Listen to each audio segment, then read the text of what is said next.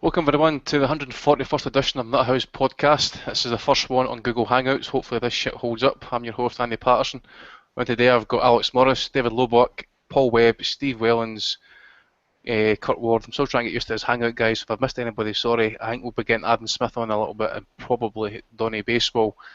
Now, big time boxing's back with a bang on Sky Sports for the new season. It's been gone for a long time now, but finally last night we got what we've all been craving for. Title fights, 50-50 matchups, and fighters cementing their claim as the next world title challengers. It was really inspiring to watch last night, actually. It really was. I mean, we had Tony the Bomber Bellew return to the ring, but he did have some problems. I thought, you got to be honest, I think the latter and Charlie Burley somewhat, did give him some problems.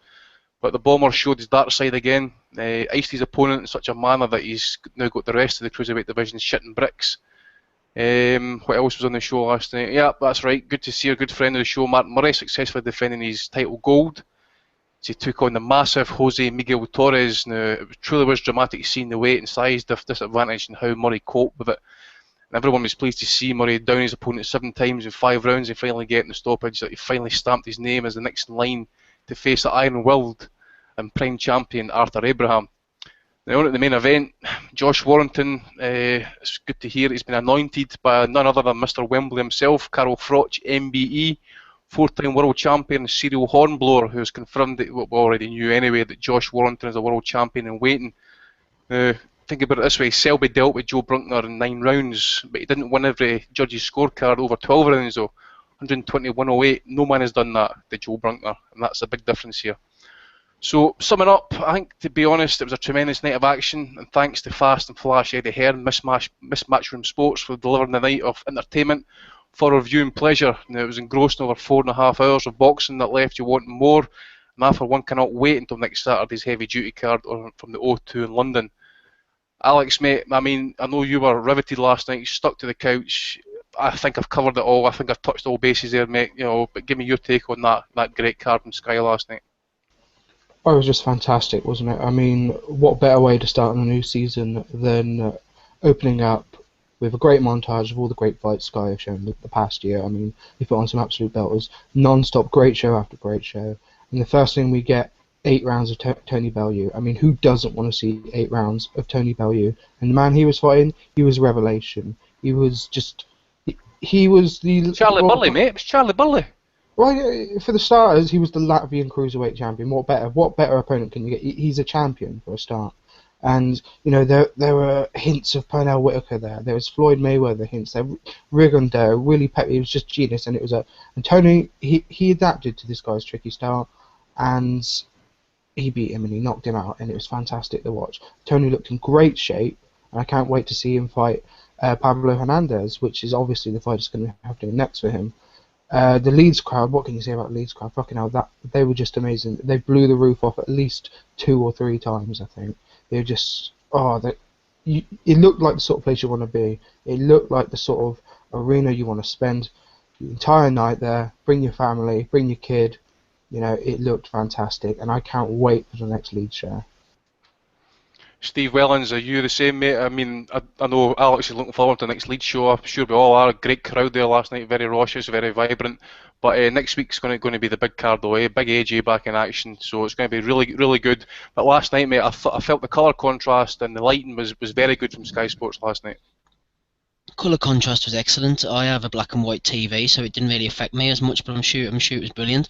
It was actually a good night all round. I mean, there was a lot of standout performances for me.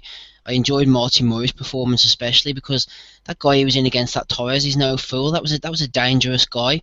He's anvil-fisted. He's knocked a lot of people out. Martin Murray, he wasn't taking any chances. He felt the power early on. He said, I'm going to have to box this kid. And he landed a few good shots and discouraged him. And there's some heart from Torres, to be fair. I mean, the amount of times he kept on getting really heavily knocked down, and the ref was about to jump in, but he hauled himself up back to his feet, and he says, no, I'm not quitting, I will not be stopped tonight. Unfortunately, it wasn't to be, and he got knocked out. But other than that, like you mentioned Tony Bellew, and I was impressed with Tony. That Latvian, he was a good southpaw, very awkward, very tricky. Put me in mind a little bit of Pernell Whitaker, to be honest, the way he moved around the ring. But Tony deals with people like that. He's no fool. He managed to cut off the ring, used his good footwork, and got that guy out of there. And then in the main event, I think it was a world-class performance from Josh Warrington. I do agree with that. At the end of the day, Joel Brunker was from Australia, so if you're not from Europe, then it must be a world-class performance because he's from the rest of the world. And giving Brunker his due, if you look down his record, this is the guy who's won an interim WBO Oriental featherweight title, not the actual one, but the interim, and he's also defended it as well. And he has a host of great names on his record. Just one fight ago, he was winning the vacant International Boxing Organisation Oceania Super Featherweight title. Try saying that in one go. It was a good card, good show, brilliant main event. How Steve managed to say that just then, I mean, he deserves a lot of props for saying that then. Try saying that when you're drunk. That's like saying some Saskatchewan. But to be honest, Paul, I mean, I think Steve and I have pretty much cut it up. I think Alex has been the same, mate. I mean, top night of boxing, Joe Brunkner, tough, tough, I've never been dealt with that before, lost every single second, every single round of that fight, 120-108 across 3 scorecards. Let's see who does that to Joe Brunkner in the future. Yeah, I mean, you look at Brunker, and I mean, he looked in physically perfect condition. There was absolutely no signs of any potential illness which could be holding him back. He literally had no excuse. He just didn't know how to deal with Josh Warrington, who was sublime for 36 minutes. I mean, we could have seen a stoppage, but if we'd have got a stoppage, I mean, we wouldn't have been able to see how much better he was than Lee Selby. I mean, Selby was so worried about this guy that he had to get him out of there inside 9 rounds. Warrington was never concerned, happy to take him the distance, happy to give that Leeds crowd an extra few minutes of drinking time before they get back to their EDL rallies. He was really impressive last night. And I mean, Tony Bellew's come under a little bit of criticism, but I don't understand why. Yes, Artur Kulikauskis hasn't won in a while, and he has lost 4 of his last 5 fights, but he's a Latvian cruiserweight champion. He's so effective that he hasn't had to defend that belt in 2 years. Nobody in Latvia will even go near him, and yet Tony Bellew handed him an easy defeat. And Martin Murray, he really stole the show for me. I mean, 7 knockdowns against a guy who had probably one of the toughest chins we've seen. I mean, he's a South American, and we all know these South Americans are tough, and they come game and looking for a fight. And this guy really, he didn't want to go down. He wasn't looking to hit the canvas at all, but Murray just managed to get him down. He looked thrilled with his victory. He was so chuffed afterwards. In fact, he's been bigging it up on social media of just how much of a test that really was. So another fantastic Leeds card. You really have to enjoy them. And the atmosphere, well, that's the main thing. I mean, the fights aren't important. I mean, you alluded to the lights, but it's really about the music and the atmosphere when you watch a Leeds card, and that's what really came through last night. Cracking atmosphere.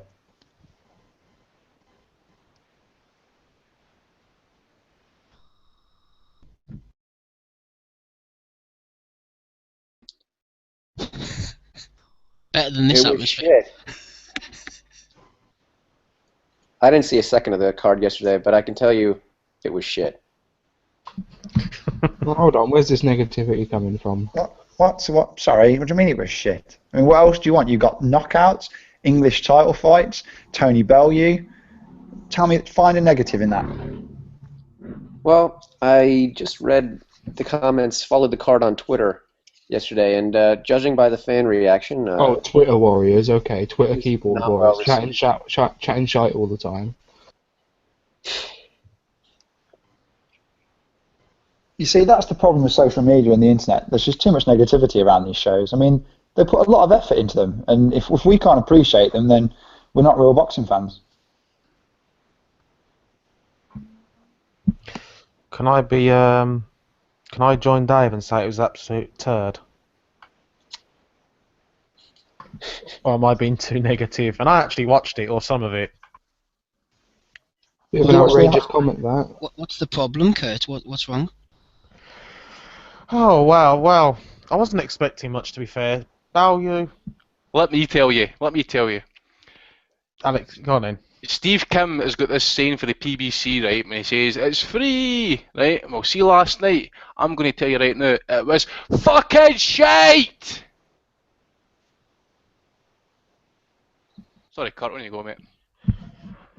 Yes. Well, I'll agree with that anyway, but yeah, it was awful. I mean, we weren't expecting much. I mean, Value in with some, I usually call them pregnant Latvians, but the guy was in decent shape, to be fair. He wasn't pregnant, or he was very early in the stages of it.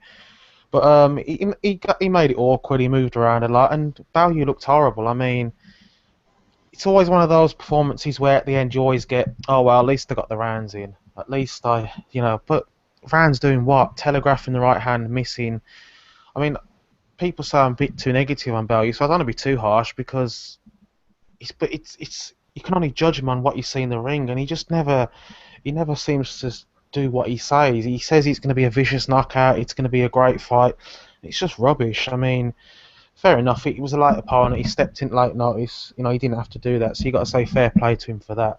But it just doesn't inspire any confidence of what he can do when he steps up. I mean, you look at the cruiserweight division and you think, well, he's left the light heavyweight division where you got Kovalev and Stevenson as champions.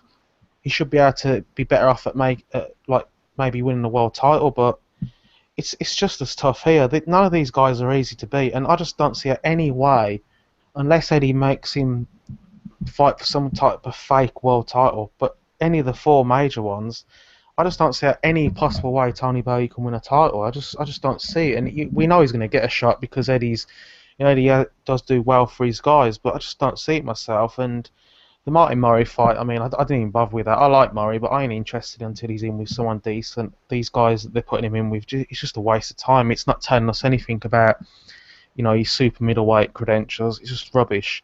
And the main event, which, on paper it was going to be a decent fight, but Bronca's just awful. I mean, I don't think much of Warrington, but you got to give him a lot of credit. He boxed well and he totally dominated the entire fight. And, he's got a lot of support behind him, whatever you think of them. He's doing well in that part of the world.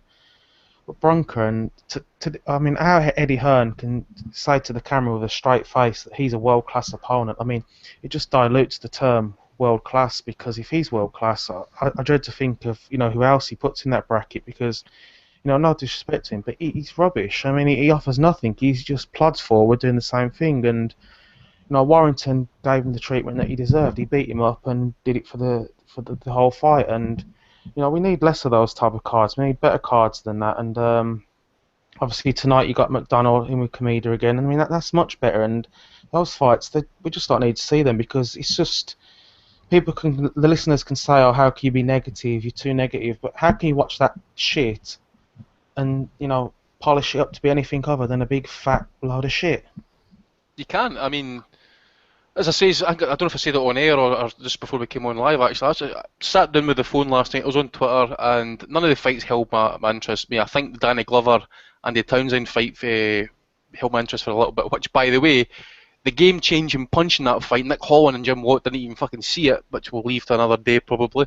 But yeah, I mean, even my missus passed comment on it last night, who just sat there for 10 minutes just kind of like browsing at it, and she's actually turned to me and says, "This is shit, I'm away to bed, 10 o'clock. That's how fucking bad it was." She could ask me for a fucking remote, no problem, I'd gladly give it to her. No fucking problem. Absolute tragic fight. Tragic card, tragic year all round, and tragic fucking year for Sky Sports and Miss Matchroom Sports. The whole, I mean, I didn't watch it for a reason, because I actually used to stream most European cards, because we can't watch them on TV over here. I find a good stream, just sit down, watch some boxing. But I don't even bother anymore, because I know what kind of matchups they're putting on. And I kept thinking when I was reading the discussions about yesterday's so-called fights, that quote from Eddie Hearn that's in one of our intros where he says, "We put a lot of guys in with our stars who deep down they're not really coming to win." And I mean, that sounded exactly what the card was yesterday. That was Ringo's star, wasn't it? Yeah, but didn't Thomas the Tank Engine next? Yeah, Thomas was going down the tracks. The Fat Controller. Dave, please continue. Enough said. That's probably about enough said. Alex, mate, I mean, I think you've got something you really want to kind of let loose, mate. I mean, the hate must be dripping off you just now, mate. You better just dry up and spit it out now. Come on. Just remember, on YouTube, we don't have YouTube banning us for these hateful, spiteful comments from Alex.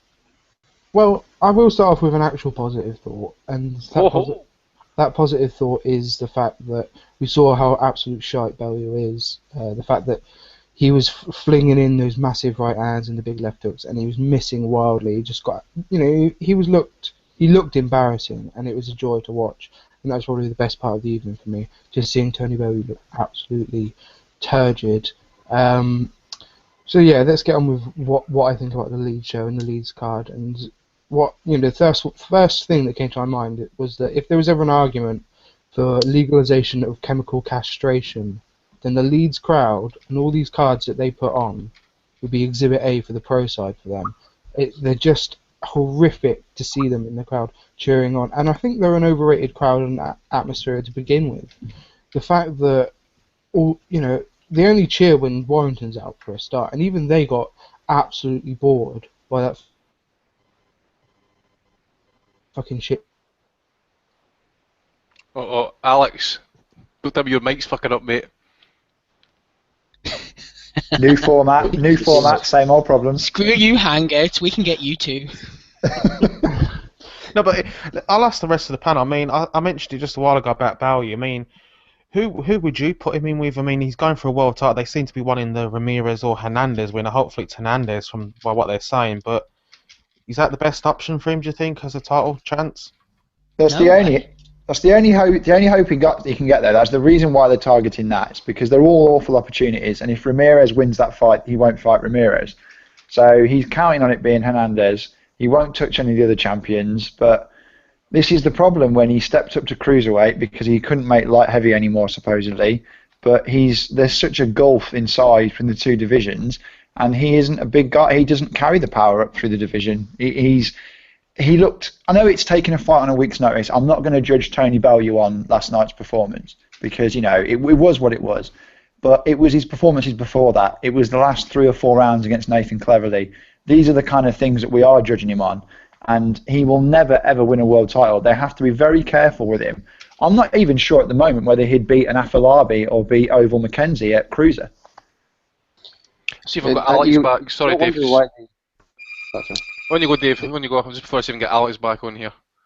It's no wonder why they cast him as the villain in the new Rocky movie, because there's absolutely no possible threat to their actor. Alex, see there? You can't even hit a heavy bag. Hello, can you hear me? There you go, mate. On you go. Fire away. Yeah, right. When did I cut off? What sort of? Just almost at the start, mate.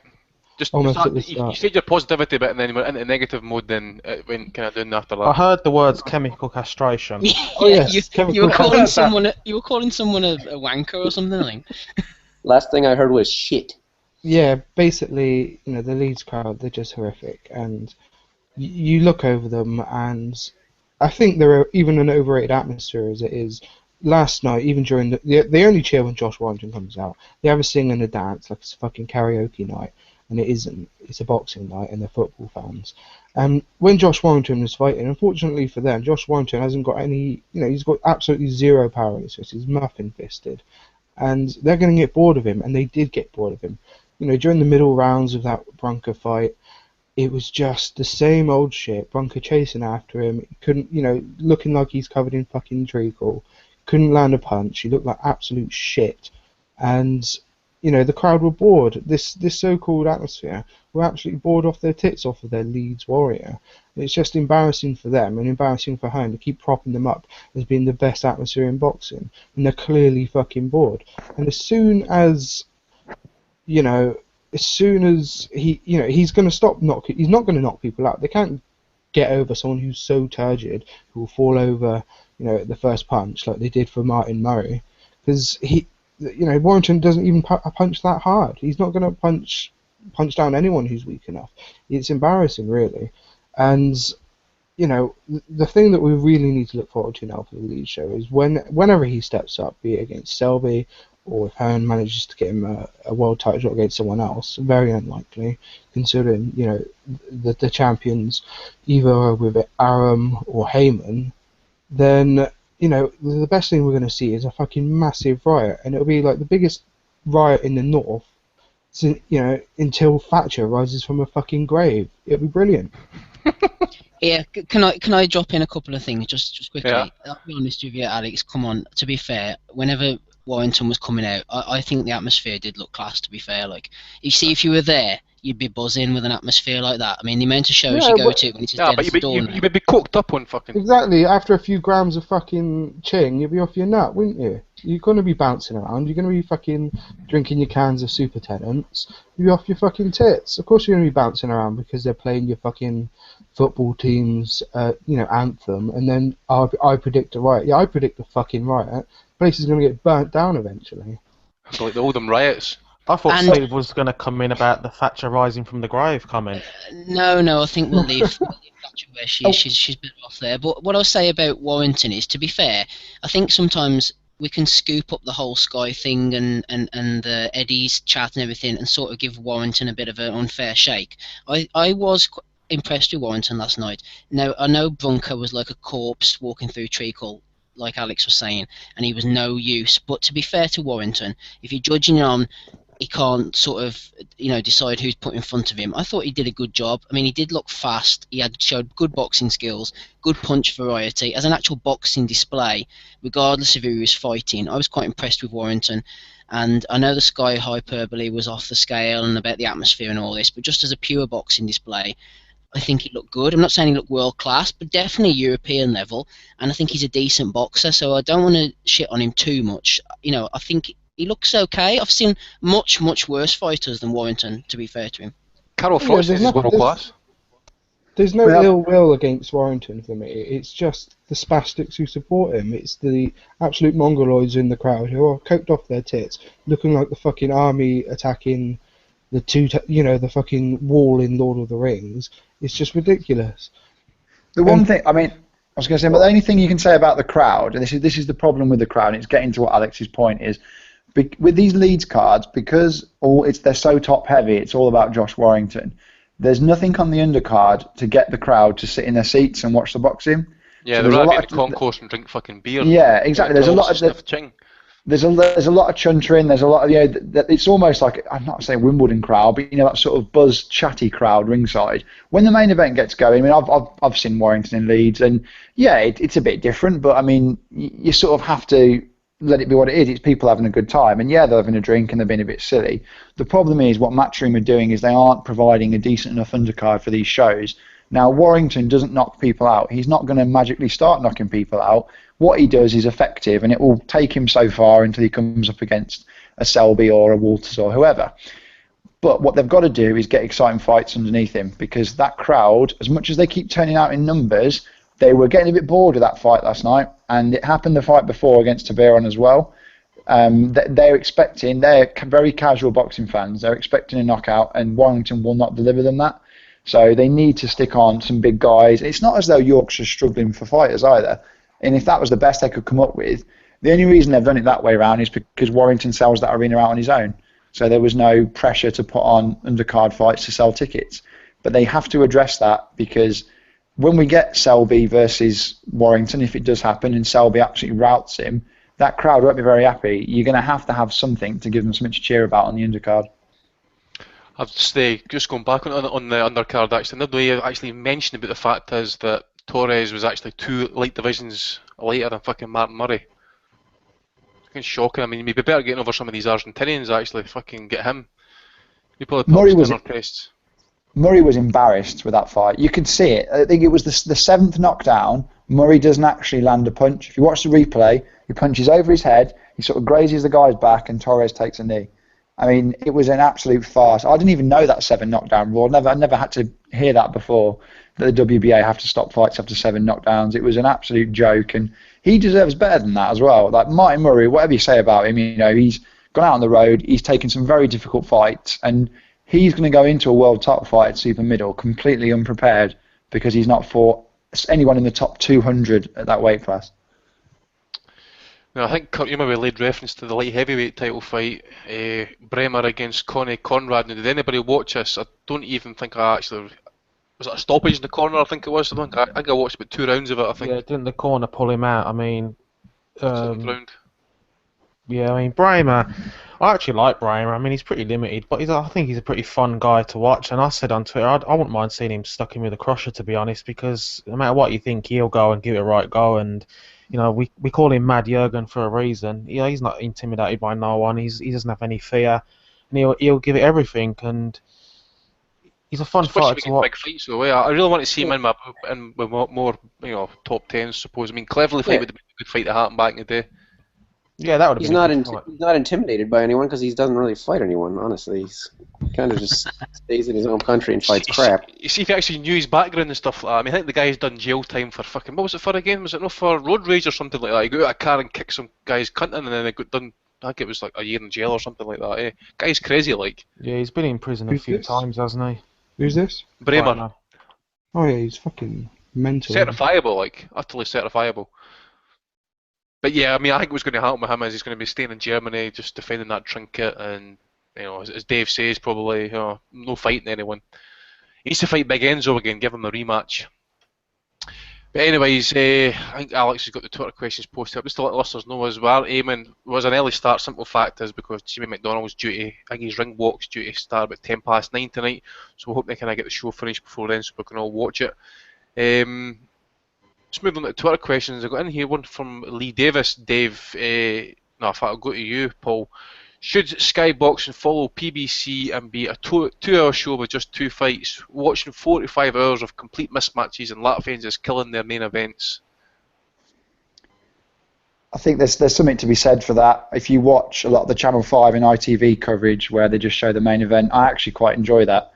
I mean, HBO, Showtime in America, you'd never get HBO doing a 4 or 5 hour card. And as much as fans promoters probably feel like that's what fans want. They want more boxing, they want more fights. But what it ends up doing is completely killing the card. People tune in at 7, half 7. By 10:30, they just can't be bothered anymore. It's a long old show to watch, and you can put on 3 or 4 fights if you want to, but they have to be competitive. Give me 3 or 4 English title fights or British title fights that are competitive over these awful warm-up fights. And Hearn's even acknowledged it now that these kind of stay busy fights, the likes of Bellew, Murray, that we've had, Callier Fives wasn't televised, but those kind of fights just do not make good TV. You'd never get that shown in America. Forget PBC for a minute, you'd never get that shown at any of the networks. So why do we have to sit through and endure it on Sky? I think there is definitely a case. I'd rather Sky spent less money on the undercard and spent more money on the top of the bill. Yeah, that's a good saying. Actually, sometimes less is more. Sometimes by less, put on fucking better fights. I mean, as you say, I would rather maybe just put a card on, maybe 2 fights on it, but make sure it's fucking good fights. I would fucking pay to go and watch that. But sitting through 4.5 hours of that shit. I mean, remember Frank Warren's show with the Chisora and Fury rematch? That went on for fucking hours, 6 hours or something. The problem they've got, though, is that unlike in America, where because the TV money versus the ticket money is so different here, they rely so much, obviously, on people going to the shows that they almost feel the need to make the cards 10, 11 fights long. So they've got guys who are fighting at 5:45, but they may have sold 150 tickets. So they feel like they almost have to show them on TV. It's a different model, and we get that, but there certainly can be a case that, like I said, more fights is fine with me. I like watching long shows if the quality's good. It's not a difficult one. If you offer a good quality card, like they did on the Raw Britannia card, no one will have a problem.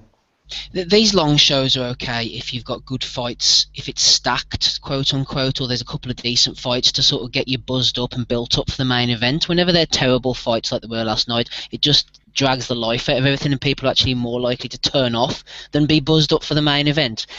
Channel 5, they sort of know where their market is. They know that the big fight is the 10 o'clock one, so they put it on Channel 5. They put all the other stuff on Spike TV. If the hardcores want to sit and watch Spike TV from 8 till 10, 7 till 10, whatever it is, that's fine, they can go and do that. Same with RTE. They used to put the main event straight away on at 9:10 after the show started at 9, and then show the undercard stuff afterwards. Something like that means you get the best of both worlds. If there's nothing on the undercard of any note, nothing decent, there's no point in dragging out the 2 or 3 hours like last night, because like I said, by the time it gets to the main event, everybody's fed up and a lot of people have turned off. The reason why they do that, though, is because they're not just showing you the boxing, they're not selling the boxing to you, they're selling the matchroom product to you. They use the other bits of time, they use the little post-fight ring interviews to inform you that, oh yeah, we're going to be going for an eliminator next, or he's going to be fighting for the Commonwealth title next, he's going to be fighting Arthur Abraham next. It's all a big sell, and it's all they're designed to make you go and buy tickets to their events. They want you to see the night out. They want you to see the bollocks that everyone apparently is fascinated with. And it doesn't work when occasionally you get these absolutely ridiculously shit shows. But I don't think Hearn really cares. He just wants to use it as a platform so he can talk more. Well, ultimately, Matchroom is successful. I mean, they're selling this stuff to the fans, and I think you guys hit on it before when you were criticizing the Leeds crowd. I think maybe these fans are really the problem. Alex was criticising them, not us. Alex. Well, I'll jump right on there and criticize them too. I mean, I think the fans are the problem. They're buying this stuff, And why would Matchroom and Eddie Hearn actually make more difficult fights that are going to cost them more and possibly put some of their stars at risk if they can sell this dross to people who will buy it, just idiots who will buy it and don't know anything? I mean, maybe it's the fans who just need education here, or eugenics, as Alex suggested. Yeah, eugenics sounds good. What I was going to say, I mean, I remember Eddie Hearn saying a wee while back, actually, or maybe even a year ago or something, and stuff like that, they invest in fighters and they also invest in fights. Well, maybe he's investing in the fighters, but I've not really seen much investment towards good fights, I know that much. Next, cheers for that question, Lee Davis. Thanks for. I don't think I actually mentioned your name, but Just add something quickly. sorry, mate. The thing with Hearn, people think, oh, we're getting at Hearn, but I think you can compare him to Al Heyman in the States. The reason they get the most shit is because, for the most part, they got the biggest stable, they got the best fighters, and they can put on a lot better. And that's why Al Heyman seems to get more of the grief than other promoters over there. And I think it's the same with Eddie Hearn. If Frank Warren was in his situation where he's on Sky, he's got all the best fighters, and he was putting on absolute dross, I think Frank Warren would, and obviously did used to get a lot of stick himself. Alright, next question comes from Christopher Johnson. Dave, with the BBC 166 million in the hole since they started, and no sign of a big TV deal, how long do you think they'll last? Yeah, it's... Have you been following this Walter and Reed thing on the stock market? No, not too closely, honestly. But, I mean, you can recognize that the business model is not entirely sustainable if Al's going to be putting on fights like the Robert Guerrero's last one against Aaron Martinez in the arena that was like not full at all, but he pays him $1 million for that crap, meaningless fight. He almost lost as well. But if they put on cards like the one on last week, hugely well attended, got everybody in the boxing world at least buzzing about it. Was a reasonably entertaining fight. Even most haters acknowledge that, and I'm one of the haters, so I mean I can acknowledge that was a good fight and a good card. But I mean, look at the schedule for next month. I mean, how much are these guys getting paid, like to fight the crap they're fighting? I mean, Quillen must be on $1 million at least. Yeah, what about Austin Trout against Hernandez, and Lara against Rojas? I mean, these are terrible fights, and who knows what they're getting paid for. And you have Stevenson against Carpence on Friday night.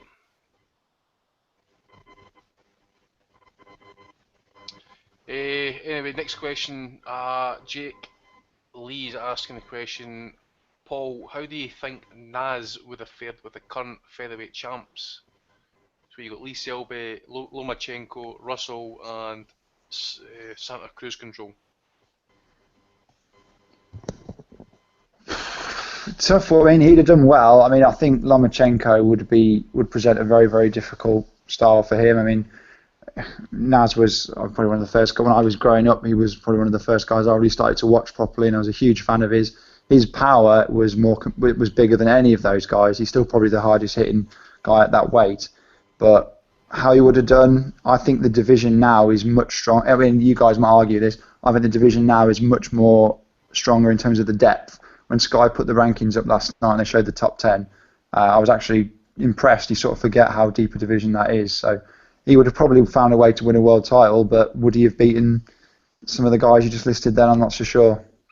I think the game-changing thing is the power. I mean, Lomachenko doesn't really hit hard. I don't think he's a one-punch knockout. Russell's the same. Santa Cruz is going to be the same up at featherweight, and Selby, we know, could probably box for 15 rounds, but he's not a complete banger. I think Naz probably would have his pick there, actually. That's my personal pick. I just think the power and his unorthodoxness would actually be key to him winning all those fights. I think even back then, obviously, his style was so different, and nothing's changed now. I mean, he fights nothing like any of the guys, and it's a very technical division. I know Santa Cruz aside, possibly, but he's more of a brawler than a technical fighter. But you look at Lomachenko, you look at the likes of Selby. These are very classy, technical guys, and the power is one thing, but would he be able to get close?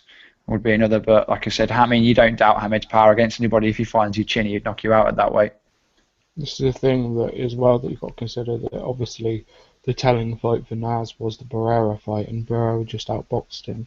And if someone's going to outbox him and be technical about it, someone like Lobachenko and Lee Selby are going to be the ones to do that. Selby, he's a very tall fighter, he's a very rangy fighter. I haven't actually checked, how those stats compared to, Naz's reach and height, but obviously Naz, he had decent reach on him as well. But it's a difficult one, isn't it? Because obviously Lomachenko hasn't really done anything. Well, he's done a lot. It's difficult to really rate Lomachenko, isn't it? He's done a lot, but he hasn't done a lot in the same way as he's had all of that amateur success, and he's done well in the pros so far. But we haven't seen him against a really big banger for a start. We haven't seen him take a massive punch to the jaw that could put him to sleep, and that's what Naz could ultimately do. Barrera, he smothered him, he outboxed him, he moved away from the big punch, and he dealt with him. But ultimately, you just have to go with Naz, because he is pretty much, well, he is a Hall of Famer now, and you've got to go with the Hall of Famer. Screw the Hall of Fame. Means nothing. Hall of Fame does not mean the Hall of Great Fighters. And I think Naz is highly overrated, honestly. Who's his best win? Kevin Kelly, a guy he struggled significantly with, and who I think was never too special and possibly on his way to being washed up at the time. I think in defence of Naz, him being in the Hall of Fame is as much about what he achieved in the ring in terms of how he changed the sport, how he brought the money down to the little guys, and the excitement that he brought. But like I said, whether you were a big fan of him or not, he still won those world title fights. Yeah, they were Frank Warren specials, some of them, and he did pick out some guys that you just think, how did he even make that fight happen? But he has got some decent wins. He just came up short against Barrera, and at that point he was so unmotivated, and that's the frustrating thing with Naz. Again, as a big fan of his as a kid, you just think what he could have done if those last few years, if he hadn't have split with Ingle, if he hadn't have left Warren. The kind of fights could have been involved in. Towards the end, he just wasn't in the mood at all, and not taking it away from Barrera, he won that fight and he won it well, but you just wonder what Naz, fully motivated, training properly, going in there, would have been able to do. Fucking prick. Next question, Gareth Hopkins. This is going to be a hard one, actually. I'll just open up to all you guys. What was the panel's favourite domestic boxing show on Sky Sports so far in 2015? And you can't include the pay-per-view shows. Shit. Yeah, as you fucked it. Crawler? The Crawler show was... Crawler, Quig, yeah. Which one did you hate the least? I guess that question should be. What else has there been? Well, let's go. So going through them. So Rumble on the Humber. That wasn't that bad. It was shit. Well, it wasn't great. The Birmingham show was terrible. The Leeds show, the first one, was terrible. Newcastle was terrible. London, I suppose, age with the Britannia, but that was pay-per-view. It's not been a great year, has it? If we're honest. What's the least worst? What was Kel Brook's one? He was in Sheffield. Kel Brook, Donut Dan. Dan. Yeah, I suppose that was a pretty good knockout. Shit. Yeah. Heard a lot about the Hulk card. Well, we've got lots to look forward to. Do we? Sort of. We've yeah. got AJ against a fucking pasty next week, and Stephen Smith in his 82nd title eliminator the week after. Well, towards the end of the theory, in terms of between now and Christmas, we think fights we know we're going to have. There might not be big international fights, but you've got Fielding Smith, which is a good fight. Gavin Eggington, which could be a good fight. AJ versus Dillian, which again, could be built up to be something quite decent. Pay-per-view, though. That'll be pay-per-view, I guarantee it. Yeah, that's what the more I've been thinking about it, the more I'm pretty sure they will go that route with it and stack the card again with Brook against his mandatory. That's the problem. We've said it before, it just seems that we get so much garbage on the normal shows, and anything that's decent is stuck on pay-per-view as a stacked card. That's the problem, and all these shows you just listed, and the fact is you've just asked what's the best. It's like saying, it's just the least hated, the least worst. It's hard to choose because they've all been equally bad, and isn't it? That was just not good enough. But all these shows have two things in common, and like I said, Rob Palmer's pulled me up for it, but I'll mention it again. It's two things have in common. They either throw AJ on to save the card, or they put on too many warm-up fights. That's what's killed a lot of these early cards. Or there've been shows about shows. So the Hull card that had Campbell and Coyle on, not when they fought each other, just on separately. It was a show before a show. And it was the same for this one on Saturday. We'll be sat there going, why aren't we watching Joshua versus White? Why are we watching the two guys have warm-up fights? They should just be fighting each other. And there's no real reason why they couldn't fight each other either. Just when you mentioned that individual, by the way, just to let you know, if you listen back on the download section of the podcast, Mr. Palmer, is when you come on and actually complain about 4 or 5 hours of boxing, you should know the actual fact is it was a fucking question that was sent in to us. Anyways, next fucking question. We'll go to Liam Boxing. What we got? Kurt, do you think Warrington should move down in weight if possible for a better chance of winning a world title domestic fights? I kind of get what this guy's saying. Actually, he did look quite small for a featherweight. I felt actually, especially last night. I think he could probably make 122. Yeah, well, it's hard to say. I mean, if he can make it, then yeah. I've not heard anything about how he makes weight, whether it's easy for him or not. He does look small, but that can Easy. be easy. Makes it easy. Yeah, so maybe that could be something to look at. But I think they want that Selby fight, and whether you well, Eddie wants the Selby fight, I imagine. I don't know if that's going to happen now. Selby's gone with Al Heyman, whether it be more difficult to fight. But that's another fight that you can stick together on Sky, and I'm sure there'll be a rivalry as the fight happens. Somehow one of them said something a few years back, and they've always had a dislike for each other, and that's the usual MO for matchroom boxing. But I think if he did take on Selby, I think we all agreed get beaten, and then that could probably be his move down. He could say he was just too small at the weight. I mean, yeah, but if he can make the weight, I think that's definitely an option to look at. Next question, Alex from Chris D. Same, but up at a weight, super bantamweight and feather are good. Super feather, however, he's got a shot against Fortuna. I don't think he actually really believes that. I don't think. Chris, you can't believe that, mate. I don't believe it. Do you believe it, Alex? No, I mean, like I said, I do often feel a bit bad shitting on Warrington because I don't think he's an awful fighter. Again, it's just the buzz around him, and it's levels as well. I mean, he is a good European level fighter, and he just wouldn't last at the world level at any of these divisions. He could try and pack on 50 pounds if he wants. He's not going to be good at any weight. He can cut off a limb and try and get down the flyweight. He's not going to be good there either. There's levels to it, and he's a good scrappy little fighter. He's entertaining in his own right, I think. The fact that he lacks power might not appease, the casuals all the time, but he does give it a go, and he's always throwing punches, which is, can be entertaining, but sometimes you do want to see from him that, step up, with what we were saying about the Brunker fight last night. He probably should have stopped him. And if he was a world-class fighter and an elite fighter, he would have stopped Brunker, just like Selby did. And, Brunker didn't lay a fucking glove on Selby all night, whereas Warrington still took the punches from a obviously disease-riddled Brunker, and still couldn't put him away, unfortunately. But, I'll watch him. He's an interesting fighter, but he's not world level at any rate or any division, unfortunately. I just hope that they don't start the bandwagon for a potential Selby fight. Please, God, don't let that happen. Oh, it's already started. It's yeah, I know, mate, but pay-per-view next summer. I mean, to be fair, it's a fight that, again, you may disagree. I think it's a fight that makes a lot of sense. If you're Lee Selby, you can go and fight him. Yeah, well, no, I don't think pay-per-view, but you can go. If you're Lee Selby, you can go to America. Stadium and you can. Yeah, it would be. Like I said, you can go and earn big money over there, and then come back and fight what for Selby should be a walk in the park. And he'll get very well compensated for it. And as much as some people bemoan these outdoor stadium shows, I mean, for fans of Leeds is one city where I genuinely believe that they could get 30,000 for that fight.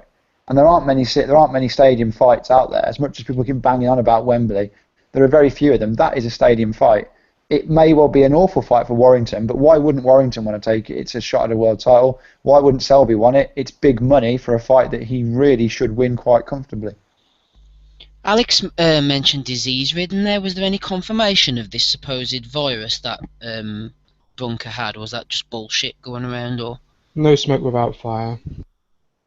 Who mentioned it first? I never heard anything from Sky last night. Well, I heard a lot of that he had rumours a going about. virus. Bronco did it himself, which is quite, rare. A boxer usually doesn't say anything, and after the fight they'll say, "Oh, I hurt my hand in the gym," or "I had a virus." But I think Bronco actually said it himself that he was not feeling well, he had flu or something. So it's very rare to hear a boxer say that. But again, he chose to go ahead with the fight, and to be honest, it's on him. Whether we can all say, like Paul said earlier about Naz against Barrera, we all know Naz wasn't at his best. He was, unmotivated, wasn't doing the gym work and doing the things he should have done. But once you step in the ring, you can't really, you can use the excuses and people can look at them and say, well, fair enough. But at the end of the day, you chose to go ahead with the fight, and you got to take your loss, I think. Next question. Sorry, I just lost the plot a wee bit there. Nun's asking, strange ways, Kurt, do too many podcasts spoil the boxing broth? Well, you can have about 100 different podcasts, just as long as you're not called the Next Speed Pod, because we're coming for you. What the hell is this? Am I missing something? There's another podcast started up. They're sprouting out just now. It's like some gyro collector, who's fucking doesn't got a job and stuff, and this basically burns his girlfriend fucking 8 times in about 10 years and stuff, It's basically the dregs of the old Mixler chat have got together to create their own. Everything negative about what we've left behind at Mixler has joined forces to create Next Big Pod. Well, come on, we've went corporate here, bitches. I mean, we've got YouTube on our side now. We've got the corporate backing. We've got the solicitors. We've got Dave there, who's a fucking director. Tony's our lawyer. I mean, everything's looking fucking tip top, man. But we're ignoring the elephant in the room that is Mr. Morris. Yeah. And his movements to Next Big Pod. I'm just happy you're talking about it. It's free advertising, so carry on, lads. Yeah, we're the fools, we are. Teflon Tommy will be happy anyway, put it that way. But the next question comes to Jake Burns. He's asking, what was more one-sided, Dave? I don't suppose at the point I asked you answering this question. England v San Marino or Sky's entire boxing broadcast? Was that to me? Because yeah, I didn't see either one of those. I don't know what San Marino is. What was it's a autonomous country in Italy. What was the score last night? Just a 6. 6-0. All right. Yeah. San Marino and Tony Bellew's opponent had a lot in common. Nothing. No offensive ability. Nothing. Good defence, though, mate. Good defence. I mean, the pack. There you go. San Marino stick 10 men behind the ball. That Kalikowskis put his whole body up to the ropes, and I suppose you could draw some comparisons there. But yeah, both very one-sided, and both back-to-back as well. So it was a night of one-sided TV. All right, next question. Titchler. Now Murray's established himself as the biggest punch in super middleweight, 7 knockdowns. Should he jump straight to Kovalev?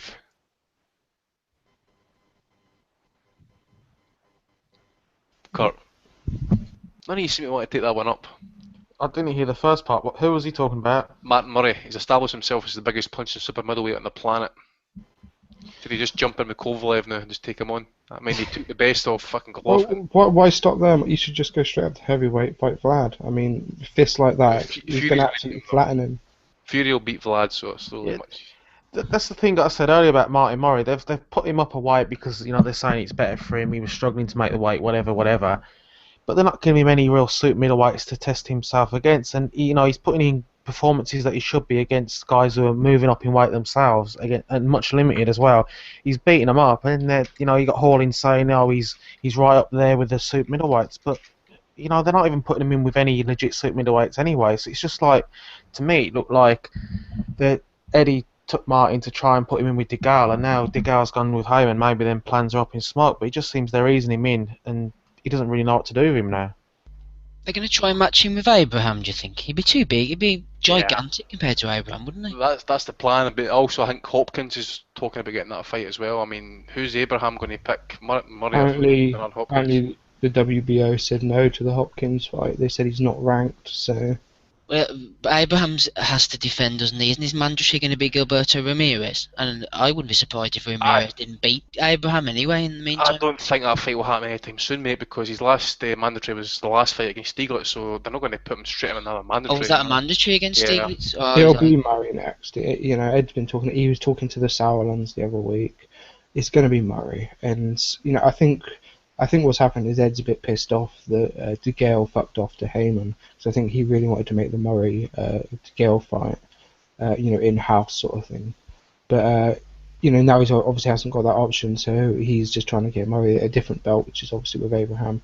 I think there was possibly a bit of bad blood between them after the whole Nathan Cleverly issue. I thought, apparently Nathan Cleverly was going to fight Bramer for the WBA bitch belt at light heavyweight, but then obviously Cleverly got the Fanfara call and he got sent off to Heyman. And I thought that apparently there was going to be a bit of, a lover's tiff, as it were, between Hearn and Sauerland, but no, they seem to have ironed that out, and possibly ironed that out if Murray gets this Abraham fight. And then I think maybe the possible plan is if Groves wins against Jack, then that would be a very big fight, obviously, and probably a pay-per-view over here. Groves Murray unification. Possibly even bigger than Groves.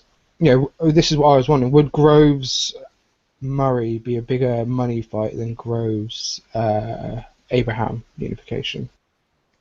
I think they are going for Abraham because Kurt's point was good earlier. If they're moving up to super middleweight, then Murray, I'm assuming, is tight at the weight. That's the main reason, because if they're looking to bed him in at super middleweight, then why on earth are they sticking him in against basically light middleweights? Now, Abraham isn't much of a super middleweight himself, so he's a little guy, so maybe there's no urgency to put him in against the big guys, so that would say to me that they are looking to plot that route.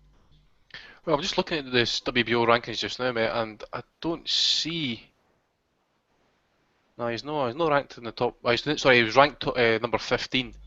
Yeah, Murray's As of 15. last He should night, fight number 11, Isaac Ekpo, former prison canteen graduate. Grenade. You're no fight him, no, mate. Jimmy Cox is a possibility, but no Isaac. Yeah, Jamie Cox, what's he doing? I didn't even know he was a super middleweight. I thought he was a welterweight. Yeah, I thought he was a light middleweight last time I saw him fight. I think he's had hand problems or something. He's had some surgery, I think. He's been hitting the wrong people. I think that's the problem. Yeah, he's a bit of a nut job, that one, actually. Bit of a nut job. But I've been just looking at even just looking at those WBO super middleweight rankings, actually, it's not really depth of talent. As you say, Ramirez is probably the best out there. I mean, then you've got Callum Smith at number 12. Gutnick's number 7. Who's this Rohan Murdoch? I'd never heard of this guy. Blake Capolero.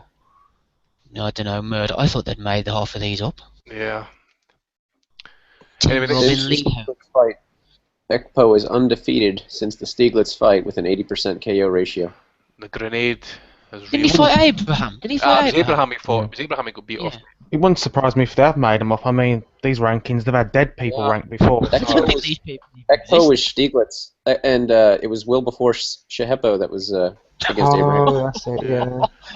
Dave's canteen knowledge. Yeah. Canteen guru, yeah. Just check with the fucking morgues and stuff like that and the death centres just to make sure none of those rankings on the WBO list are actually living or dead. Actually, just double check them for us. Next question, Dave. Jack Rathbone's asking, how do you think Bradley copes without Joel Diaz as his trainer after 10 years? You know, maybe it is time for a change. We haven't seen Bradley look like he did in that one Manuel Marquez fight, which was arguably a career best performance in a while. I'm missing that sort of discipline he had in that fight. So maybe a new trainer can get him to settle down. But he wasn't listening to Joel Diaz. For I think the past couple fights, he wasn't really following instructions. I don't think he followed instructions against Provodnikov, Pacquiao, or Jesse Vargas. He insisted on trying to look flashy and exciting. And I mean, it's not bad for the fans, but I think it's bad for Bradley. And as a fan of Bradley, I mean, I'd prefer to see him get back to that jab, set up the right hand. Actually, Lamont Peterson is another contender for Bradley's best performance ever. If he could look like that every fight, I think he'd be solid top 3 at welterweight. I think he's coming for a bit of criticism, as he or his wife has in the last week. Because Yeah, I was going to apparently mention that. I was going to mention he's that. the one behind it, but I think it's a bit unwarranted, to be honest. I mean, I know that he was with Cameron Duncan, wasn't he, the famous manager, and he got rid of him because he basically said, why, I got no problem with the guy, but why pay him all this amount of money when my wife can do the job for me and she looks after my interests more than anyone else? And now, because he's chosen to get rid of Diaz, I don't think he's actually come out and said that it's the wife. Someone's just, I don't know whether it's Diaz who's insinuated it is, but to me, I got no problem with a guy who's been with, Bute's another one. He's with his trainer his whole career, and he's got, he's either thought I can carry on the way things are going or have a change. There's no problems between them, but sometimes a change, you never know. I mean, he can carry on the way he's going. Like Dave says, he hasn't looked right in his last few fights for me, despite getting the wins. And he can either stick with Diaz, who's done a great job, and they've had a great relationship, but he can just say, this career's a short one, as most sports careers are. Why not just give it one last shot with someone else, and I might be able to learn a couple new things, and then he can never look back with regret. And I think some of the comments have been harsh because, Tim, to me, seems like a loyal guy. He's just, maybe he didn't want to make the decision, but maybe it's, the wife has said, how about looking at it, and he's just agreed to it. But I don't see a problem. I mean, fair play to Diaz. He put out a statement, saying there's no hard feelings, and he wishes him well. So hopefully, Bradley can look back to how he looked before. And hopefully he's not making the same mistake that Shane Mosley did with his wife. Well, when I read or heard Joe Diaz's comments, that's what I kind of took from it as well, Kurt, that maybe the wife has got something to say behind this and stuff. I mean, maybe she's getting concerned for his health. I mean, he's no box instructions. He's getting involved. He can be absolutely close to fights and then get absolutely, get hit with something and the next minute he's hurt. Jesse Vargas, he isn't really a big puncher, but he was hurt badly against him. Provodnikov, I mean, I really don't know. I mean, maybe it's just everything that came off that Pacquiao fight, it just seems to have changed, especially the first fight, sorry. It just seems to have changed his whole outlook and how he actually fights nowadays. Yeah, and to be fair to him, if he's looking at fighting Brandon Rios next, the trainer, that's a really good fight for the new trainer to have Tim looking good in, to be honest. I mean, Rios is a name, but it's a guy that Bradley should be able to box the ears off, to be honest. So hopefully he gets the new trainer quickly and they can, get ready for this fight.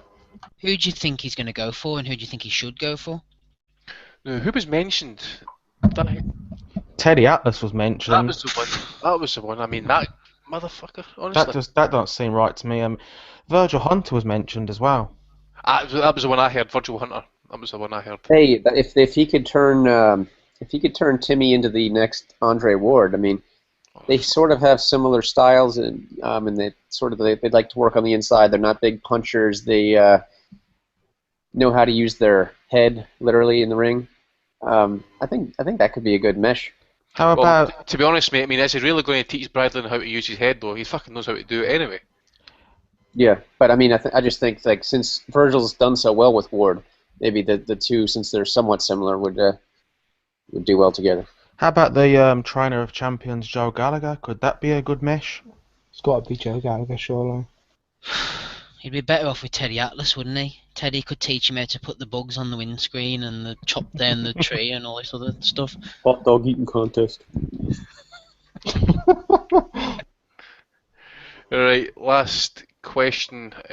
Second last question actually, and I don't know if we get much positivity out of it, but these are the questions we get sent, and these are the ones we decide to answer, or ones we are going to answer. But Paul Edwards asks the question, Paul, how much longer, Steve, how much longer can Hearn get away with putting on such woeful cards? The thing is, I think it's Sky though. I mean, if Sky are giving them the okay all the time, I think they actually even have a slot how they pick the fights and stuff. They pick the fights what get aired. So really, is Hearn's? I suppose the right question should be: is Hearn's hands actually tied behind his back somewhat? Yeah, I don't think there's any urgency to change, to be honest. I'd say Sky are probably happy enough. They're happy enough with the commentary team, with the promoter. They're probably putting down to experience the fact there's a few bad fights. I think they're getting their product is working for them. They're getting pay-per-views. They get, there's not a lot of people. As long as there's not a lot of people unsubscribing to Sky Sports because of this, which I'm sure they're not, then I don't think there's any reason for them to be changing. I don't think they'll be looking to changing from a few people complaining on social media and whatever. I know that it has got a bit worse I've noticed over the last year. Every time now Sky Sports puts something boxing related, there's a whole stream of comments below saying this is shit, this is crap, blah blah blah. And it's not even just from the likes of us. There's actually like normal people putting these messages as well. So Wait, they're normal. What are we then? Abnormal. I know it's a Nuthouse and we're in the asylum and stuff like that, man. For fuck's sake, we get furloughs at the weekends, I don't see there's any reason to change it. It's no case of getting away with anything. I think they're happy enough. I don't think they care.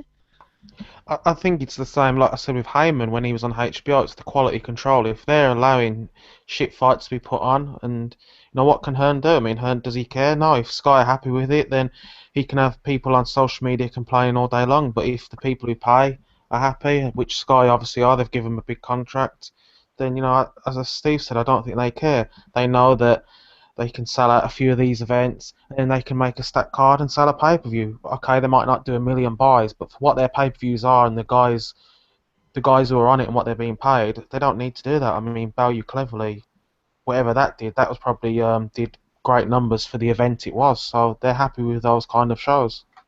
Yeah, Eddie's presenting them with the numbers, which must be good. He's presenting them with the evidence of, I mean, like it or loathe it. Look at the Leeds show there. Look at when they used to do the Belfast show. They went to Dublin last year, packed out. More or less, the stadiums are packed out, and people are buying the tickets no matter what they're watching. Doesn't matter what reason they're buying it, whether it's the darts people, whether it's the football element. Eddie's saying to them, look at the numbers, look at the viewers, look at the packed houses, and they all seem to be happy enough. Question in here from Tom Davis. Kurt, where do you guys think Edwin Valero would be just now? Well, he would have had a fight with Pacquiao, I imagine. That's a fight Bob Arum would have wanted. I think he was one of these guys that would have picked up losses, but he would have been a guy because of his style that, like a Provodnikov type, different style, but he's a guy that it doesn't really matter if he takes a loss because he's such exciting to watch and he's so entertaining. He's got the vicious power, he can take punches. I just think, yeah, he would have picked up losses, but he would have been a fan's favourite, to be honest, because of the way he was and the way he fought, and it's a shame what happened, for the fans, because I think his fight that was lined up was going to be against Lamont Peterson, which would have been a really interesting fight, and obviously Aaron wanted to make that Pacquiao fight, so yeah, it would have been great to watch for us. He's always going to be a burnout, fast kind of guy, wasn't he, with his style? Yeah. And to be honest, I think it would have been really exciting while it would have lasted, whatever he would have ended up doing, the Pacquiao fight. Imagine how good that would have been. He was just such a hard puncher, so exciting, went on that massive string of knockout wins. His fight with Vicente Mosquera was really good fight. I think it was just such a shame. Obviously, he was such a troubled individual, but in the ring, putting aside everything that went on out of it, I think it would have been one hell of a ride with Valero going through those. Steve, yeah. See when you mentioned there about him burning out fast, but you mean like his career or just like in the ring? Just everything about him. I think just because he was such a troubled guy, I think he would have got in trouble with the law outside of the ring. I think there would have been a load of problems. Well, he did get in trouble with the law, didn't he? Yeah, exactly. I think he just would have carried on that way. I mean, it was only, it's all right saying in hindsight it was only going to end one way, but that was just the way he was. And in the ring as well, he was just putting everything on the line kind of guy. I think he would have just carried on knocking people out or eventually starting to get knocked out. And he would have just been exciting either way, but yeah, I think he would have burnt out in and out of the ring. I mean, you just looking at, imagine him in with Brandon Rios, Mike Alvarado, Juan Manuel Marquez, Manny Pacquiao. I mean, those type of fights, Provodnikov, those are the fights exactly would have been made for him, and whether he won or lost, he just like a Brandon Rios or a Provodnikov, he could have carried on getting TV time easily because of how exciting he was, and yeah, he wouldn't have lasted too long, I don't think, with his style or the way he was obviously outside the ring, but while he was fighting and at the top level that he was, I think it would have been great to watch, and it's a shame that we'll never get to see it. Yeah, I mean the thing is, I actually thought he was underrated as a boxer, because see if you look at his fight against DeMarco, he got that very bad cut over his head and stuff. He boxed pretty much, had to actually protect that cut, but I thought he boxed after, I think it was the second round, I think they stopped him in the 8th or the 9th. I think he boxed pretty well right through those rounds actually. I don't think he was just like a savage come forward fighter all the time. I think he could actually box if he needed to. I've seen a few boxing writers talk about him, and like Dougie Fisher, I think once said that he watched a lot of him, in gyms and stuff and sparring, and the way he trained and the way he just went at it in the gyms was just absolutely ferocious.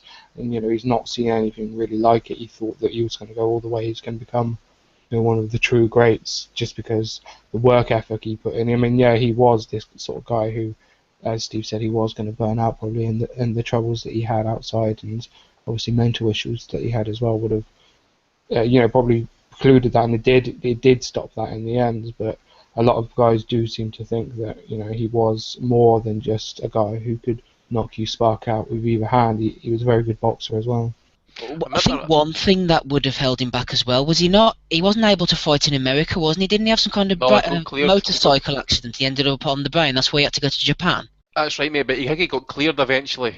Oh, did he? Right. I think it was his last fight against DeMarco in America. I can't remember. No, Sure. it was in Mexico. He was allowed to fight in Texas, I believe, but he had an injury. But because he was with Golden Boy originally, and that's when he had the accident, and they released him, and it looked like his career was going to be over. But he actually got, he actually got agreed to fight. Like, he went to Japan and he was fighting in Mexico. But I think the plan was after the DeMarco fight, Aaron was going to get him in Texas, and I think that it was either Lamont or Anthony Peterson. That was the fight that was lined up next after the DeMarco fight. I remember watching a video of this trainer, I forget his name actually, but he says Valero was in his gym training, and he just killed the fucking gym. He actually heard the bags crying just as fucking Valero punched him, but he was saying he actually had one of those manual clickers, and he tried to actually try and count how many punches he threw at the bags per round, and he actually says he had to stop because his thumb was that sore, but at the time he stopped, he says he threw something like 600 punches in 3 minutes. And there's the famous footage of the sparring session. Who's the guy Brandon Rios fought? Antilion. There's a guy him spinning his head around like the Exorcist. Yeah. Big gloves on. I mean, as Alex said, I mean, Doug Fisher spent a lot of time with him, and Doug knows his boxing. He says that he always believed he was going to be a star, no matter what. He just had everything about him. I mean, his personality. I mean, he was just a mental bastard, weren't he? And he just had everything that he'll draw fans in. And yeah, I mean, the fights that he had, it's just a shame that he didn't have many more big fights, especially in the United States, I think. Yeah, there's an excellent piece that Kieran Mulvaney did on Boxing News, which I'll try to put a link up in a bit, where he talks about, like I said, some of the early sparring sessions, and it then goes on to explain how it all went wrong. It's funny, people move on very quickly and forget about things. It's only 5 years ago, and it was a disaster what happened to that family, and it's such a shame to see his talent wasted and obviously their lives wasted. Fucking kids, I just hope they're alright actually, maybe grown up with some family relative, hopefully they'll be split up and put in a care and that's a fucking tragic way for that to happen. Well, speaking of excellent pieces, there's an excellent piece by Kurt Ward floating around on the interweb somewhere on Edwin Valero. Was that on the Asylum site, Kurt? Yeah, I think I wrote it for the Asylum blog. Yeah, I wrote it on. I think it's called "If You're Looking for Trouble," the Edwin Valero story. There you are. Check it out, everybody. Yeah, I remember that article. Right, final question before we go into next week's fight schedule. As I says, we'll be finishing early tonight. That's the reason why we started early, just for the McDonald fight, which is due to start in about 20 minutes.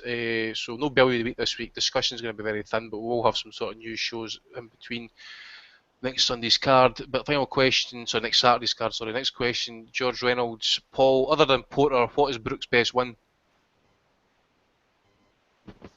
I suppose you're going to have to say Senchenko. If you take Porter out, I think that, not that I particularly rate Senchenko that highly, but he was a world champion and he had mixed at a decentish level, and after taking a decent shot, Brook put him away in fairly emphatic style. So I suppose you have to look at, I think that goes to show how, I don't know, it's different fights at different times. You're not saying Frankie Gavin.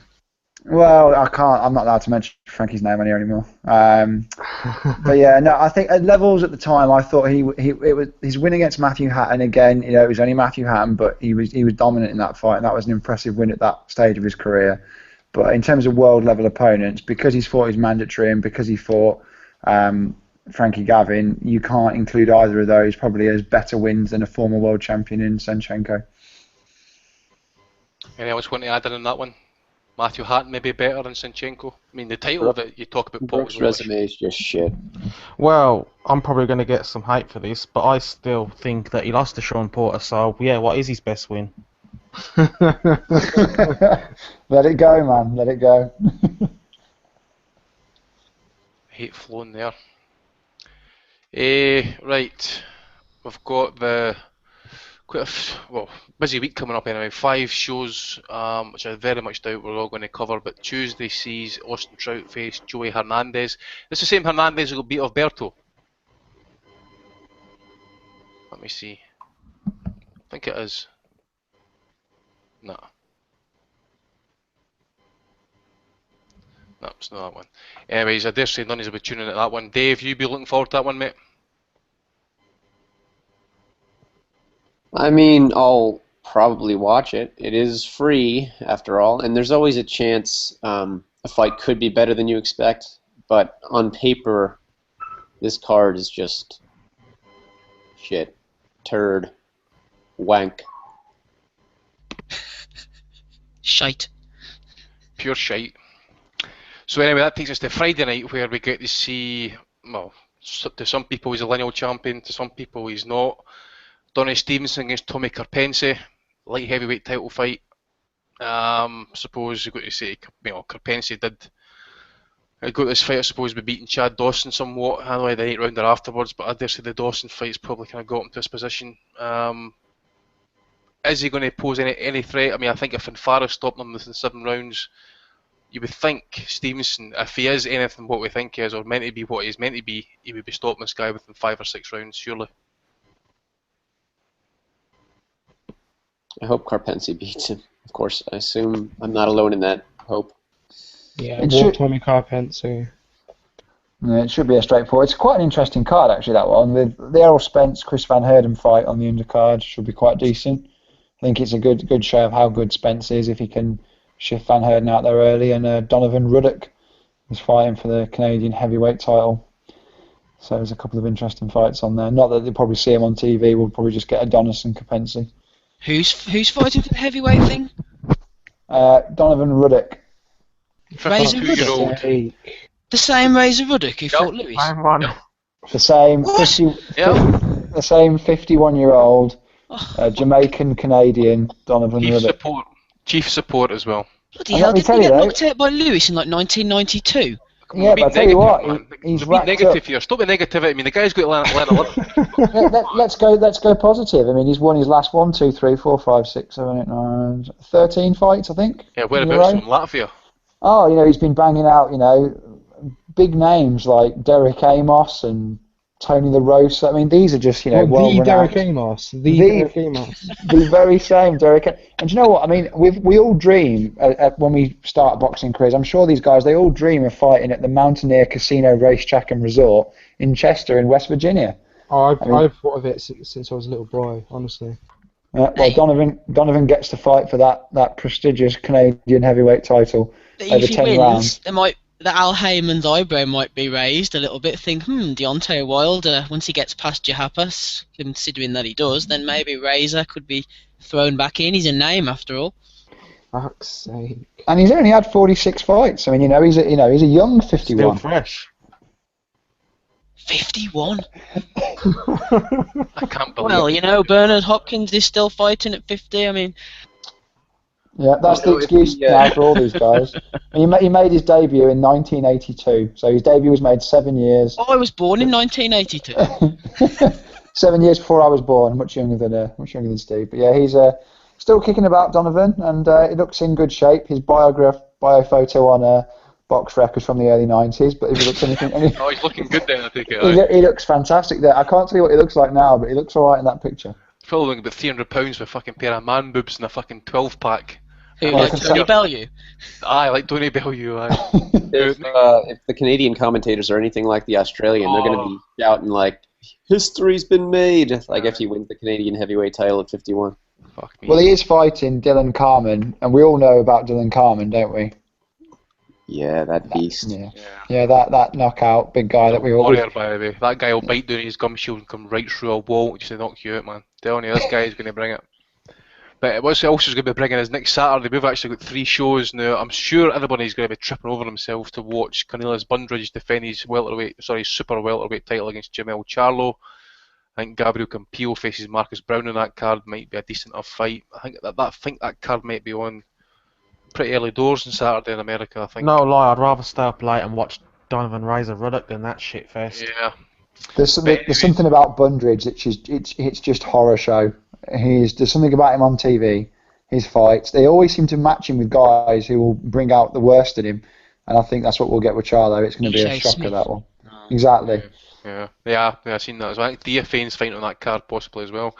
Now, from the UK next week, I dare say this card will probably hinge on the fact that it needs Dave Ryan and John Wayne Hibbert to basically deliver another good fight because Dave Dillian White facing Brian Minto. Anthony Joshua is going to make Gary Cornish a cross on the ground, and I think Tommy Martin faces Michael Devine and stuff. So really, we're looking at that Dave Ryan, John Wayne Hibbert card to deliver, Paul. Yeah, it's a problem with these sort of undercards again because the main events are so straightforward. We're relying on these local fights. There's a couple of good ones on that card. I mean, Ryan Hibbert's a decent fight. Danny Connor, Ricky Boylan, if that should be televised, that could be a decent scrap.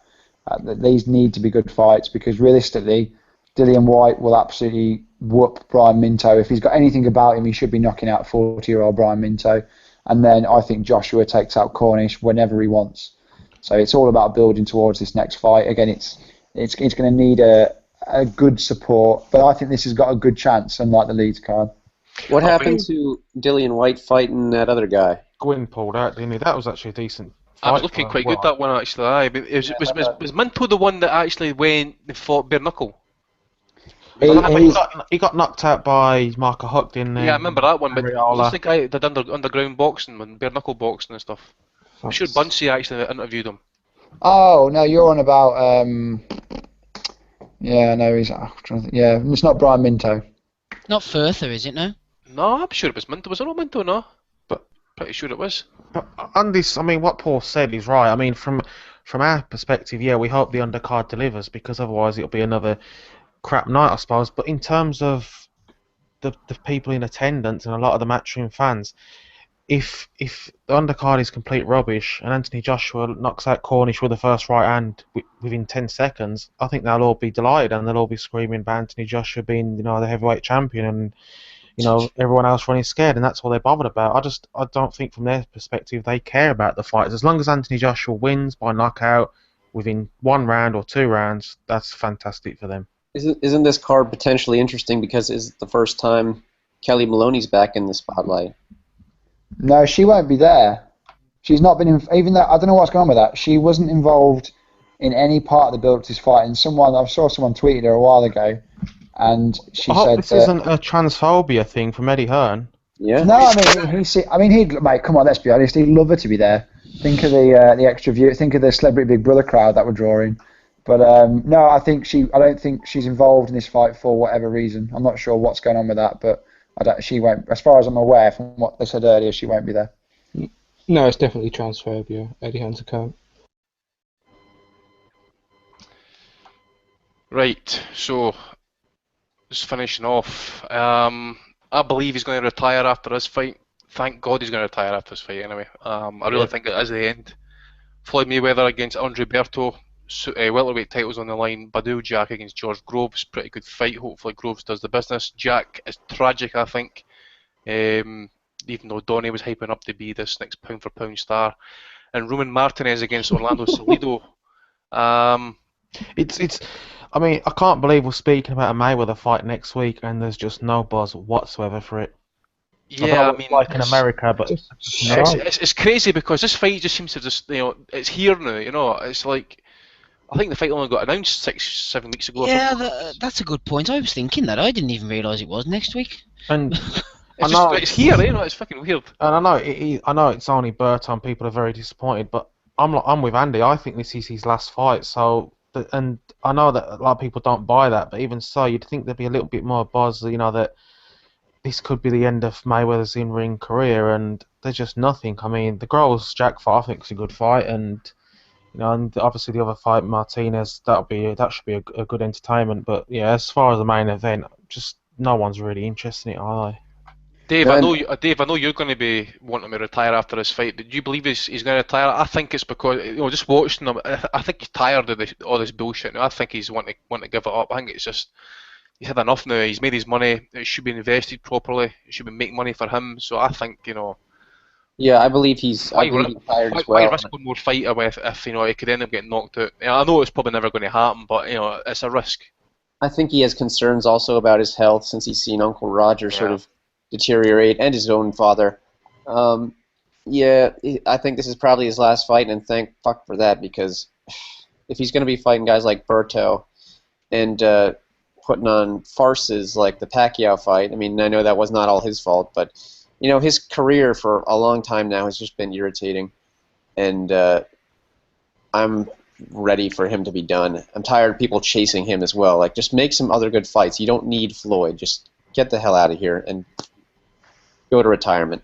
Although I do think it's somewhat likely that he'll return to the sport in need of money at some point later in life. I disagree with a lot of the negativity around this fight in terms of we've been and seen Floyd in massive build-ups to fights before. We've gone through the hype of the Alvarez, Pacquiao, and so on, and they've never really delivered. This fight has no hype behind it at all. No one's interested in it, and it will actually, I think, it will be a decent watch because Berto.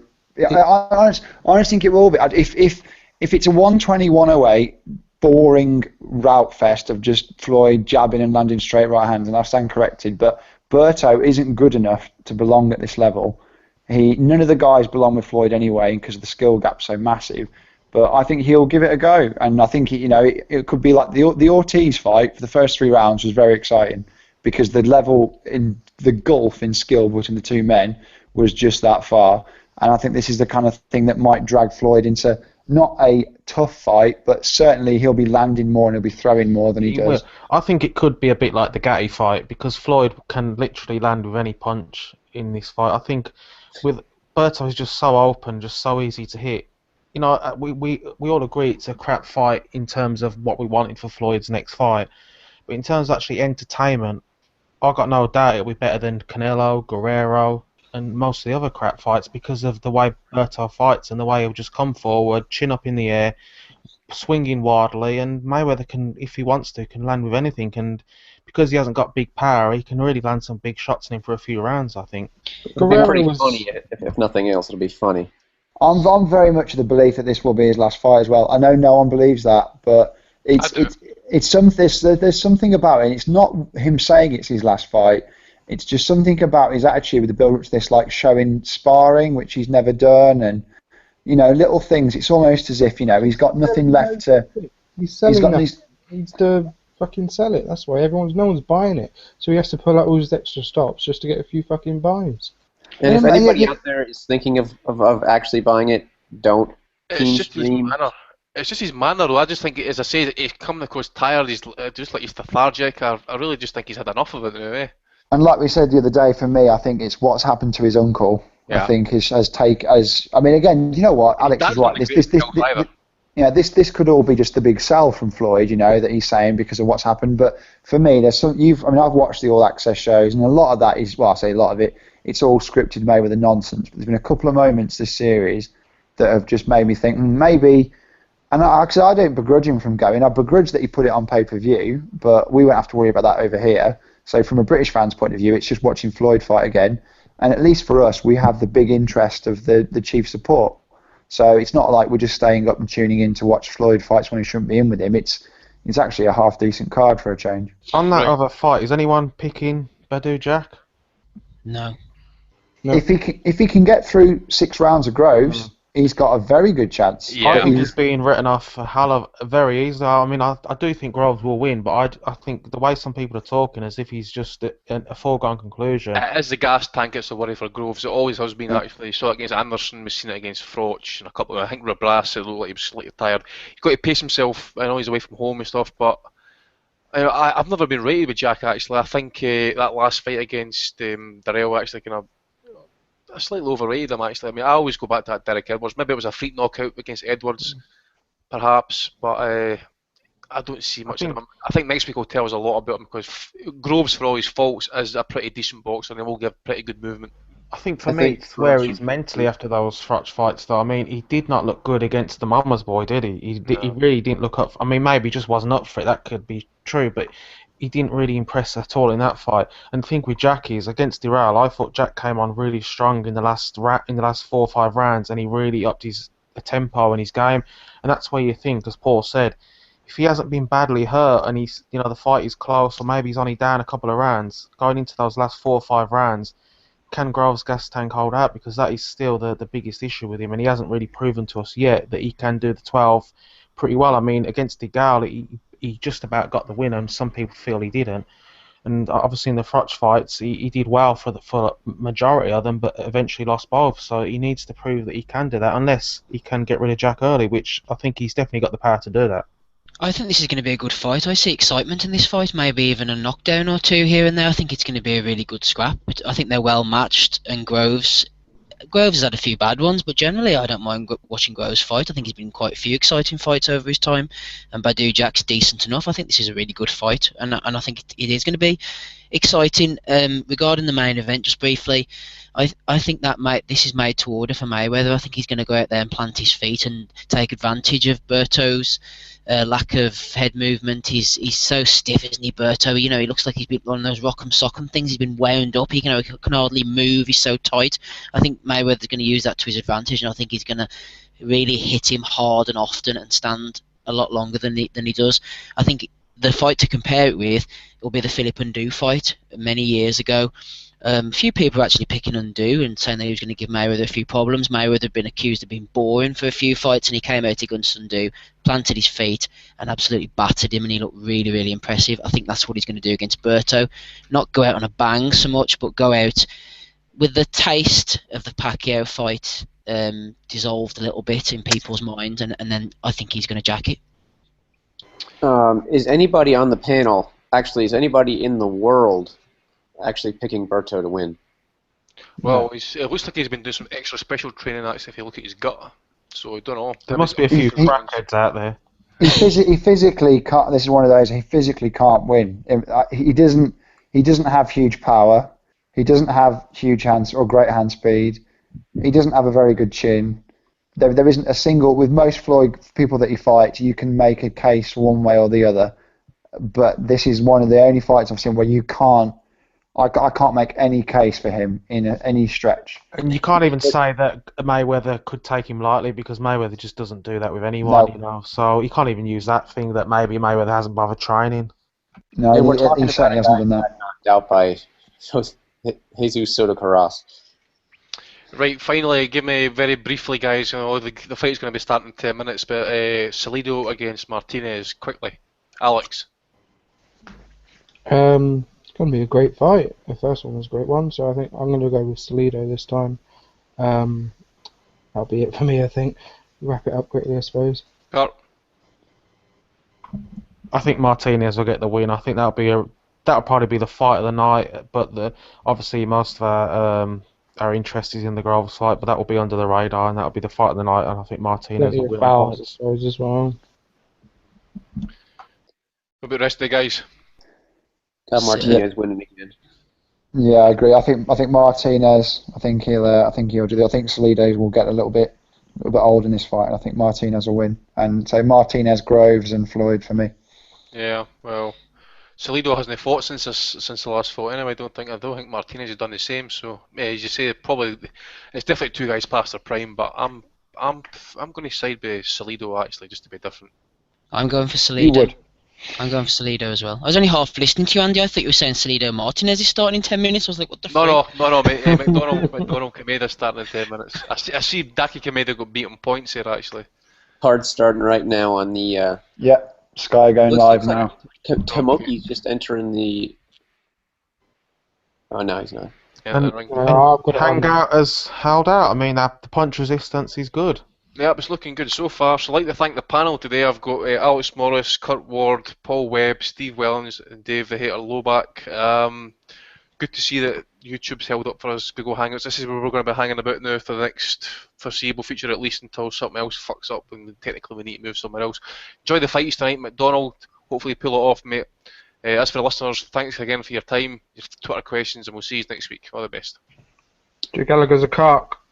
Does anybody want to stay on for the fight and do a live analysis?